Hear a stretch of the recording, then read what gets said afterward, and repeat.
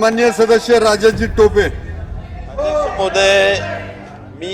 या निमित्ताने शासनाच्या निदर्शनास आणून देऊ इच्छितो अध्यक्ष महोदय, 78 महाविद्यालय जे अध्यक्ष महोदय 24 नोव्हेंबर 2001 या दिवशी अध्यक्ष महोदय एक धोरण जाहीर केलं, कायम विना अनुदानित महाविद्यालय द्यायचे। परंतु अध्यक्ष महोदय त्याच्या अगोदर 78 असे महाविद्यालय राहिलेले आहेत की जे 24 नोव्हेंबर 2001 च्या अगोदरचे आहेत, परंतु त्यांना अद्यापही कायम विना अनुदानित धोरणाचाच अवलंब केला गेलेला आहे किंवा तोच नियम लावलेला आहे। वास्तविक त्यांना टप्प्याटप्प्यावर अनुदान देणं गरजेचं आहे आणि म्हणून अध्यक्ष महोदय मी आपल्या माहितीसाठी सांगू इच्छितो, 408 दिवस झाले म्हणजे 1 वर्षाच्या पेक्षा जास्त झालं अध्यक्ष महोदय, ते लोक या ठिकाणी मुंबईमध्ये आंदोलन करतायत। त्या ठिकाणी त्यांचे